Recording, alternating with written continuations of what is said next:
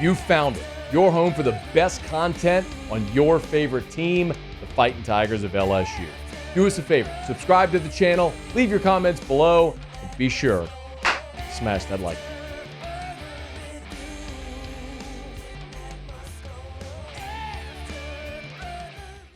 Circa Sports has updated their win totals for the 2025 college football season. This is post-spring practice and post-spring portal window. And this was a relevant portal window for LSU. They added A.J. Halsey and Bernard Gooden. So you added two more elite portal defenders in this spring portal window to what was already considered either the best or second best portal class in the country. So you would think that maybe LSU got a little bit of a bump. Not exactly. We got this up at louisianasports.net if you want to go check it out. We got the list of all of the teams and their current win total at Circa. Right now, interestingly enough, Bama, Georgia, and Texas are all over under 9.5. LSU, Ole Miss, Tennessee, 8.5. Auburn, Texas A&M, 8. Florida, Missouri, South Carolina, 7.5. Oklahoma, 7. Whoosh. Arkansas, Vandy, 5.5. Kentucky, 4.5. Mississippi State, there at the bottom, at 3.5. Break up the doors. How about that? Vanderbilt over under 4.5. They actually got a little bit of a bump. They opened at 3.5. Even with the news of Pavia coming back, they bumped to 4.5 now. A couple of other things of note. Tennessee, pretty significant news here, losing Nico Iamaleava.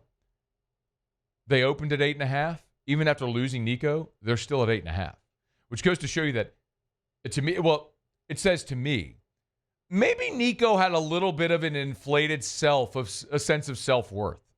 If the quarterback who was your starter on a playoff team leaves in the spring, and it does not, like the most important position in organized team sports, and that doesn't affect your win total whatsoever, that's a pretty clear indicator. We're talking about with the Saints. The Saints were at 5.5 with Derek Carr. He retires, we go to 4.5. I mean, Derek Carr was worth one game. Well, you were already picked to win 5.5, over under 5.5 with him, so it wasn't like you were a good roster to begin with.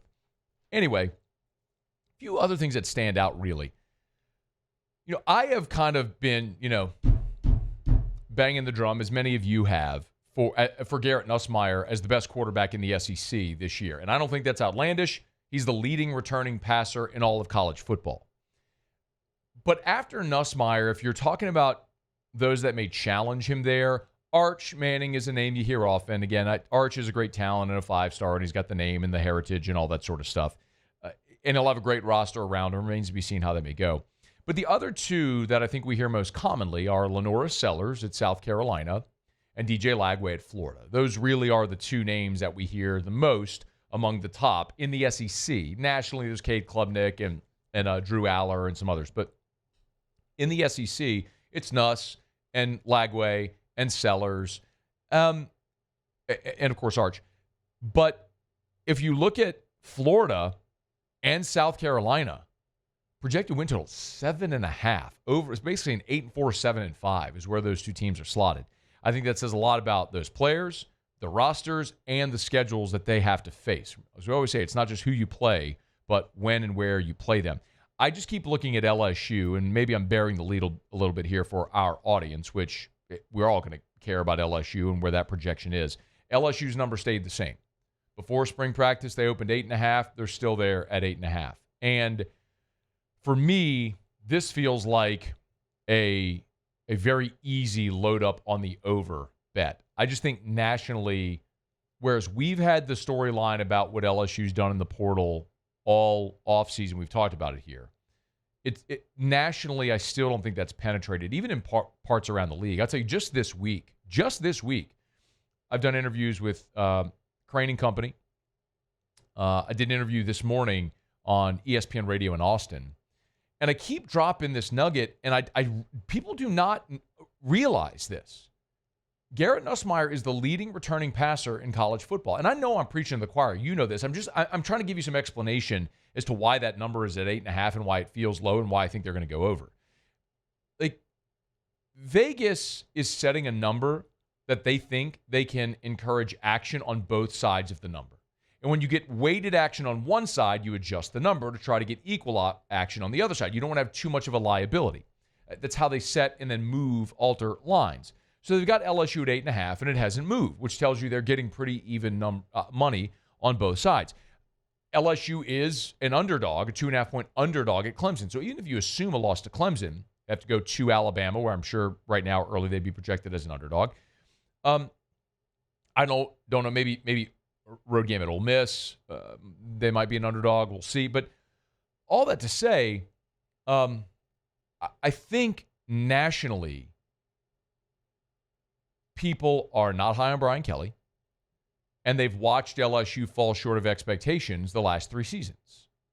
Now, we all have this open conversation as to why that's happened, and also how they've gone about trying to fix it. Like, the offense was amazing 2 years ago. They literally led the country in total offense and scoring offense. Had the Heisman Trophy winner and 2 first-round picks at receiver. You all know the numbers, but you also had an historically bad defense. Well, you went from the worst defense ever to a defense in the top 60 a year ago, and now you've gone and added all these transfers, and you get Whit Weeks back, Jacoby Guillory back, Harold Perkins back. Like, is it plausible this defense goes from top 60 to top 30? I think so. And if you're top 30 defense and you remain a top 20 offense, then I think you're over 8.5. So I just think, back to the point, if even people that cover the conference don't understand yet that Garrett Nussmeier is the leading returning passer in college. He's the only returning 4,000-yard passer in college football from a season ago. If the conference doesn't even understand that, casual football fan doesn't understand it. They're looking and going, Brian Kelly, they fall short of expectation. They'll go 8-4. The SEC is really tough. But we always talk about as well, not just who you play, but when and where you play them. That's a mantra you hear me talk about all the time if you're with us here and have been for any length of time.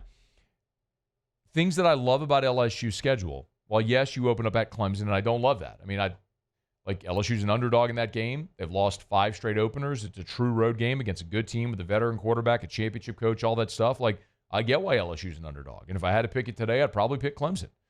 But I look at the rest of the schedule. There's no back-to-back road conference games. And all of your toughest games the week before it, you get what I would call a relative layup the week before them.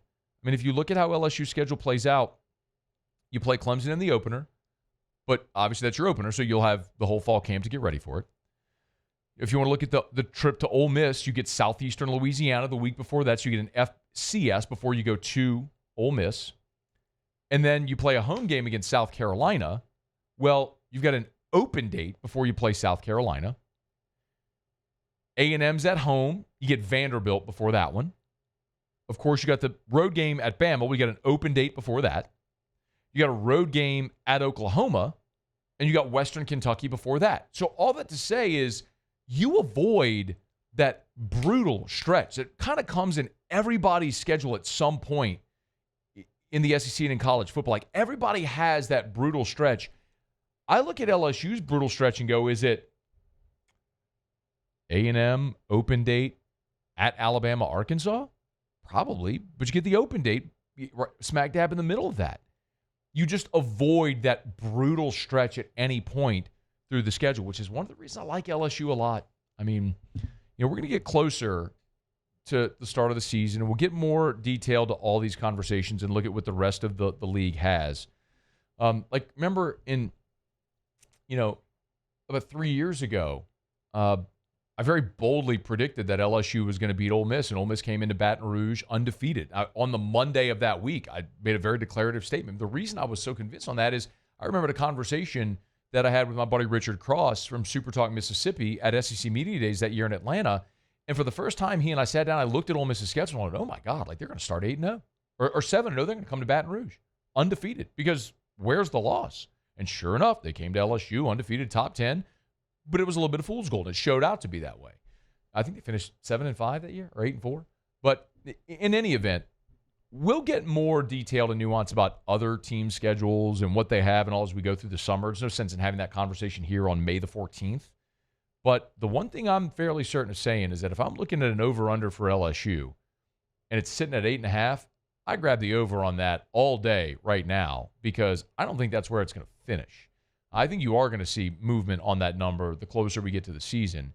And I'll still say you got to find a way to get to 10-2 as a basement. Even if you lose to Clemson, that means you got to go 7-1 in the league, which I think is doable. You lose your cushion, but it's hard for me to imagine a scenario where LSU loses 3 SEC games this year. If they do, then I think you have to then it will be fair to say they can't get this done under Brian Kelly. With this roster, if you can't find a way to get this roster to 10 wins, a little 9, then we're going to have a very legitimate conversation about when you start to formulate your plan to move on for Brian Kelly. I just don't see it. I think this team is well coached. I think you got the quarterback, you have the coach, you have the veteran roster, the talented roster. I think 10-2 is a basement expectation for this team in 2025, and I'm going to continue to pound that drum all offseason. Hey, thanks so much for watching. Please leave your comments. I love to interact, and be sure to hit the red subscribe button below.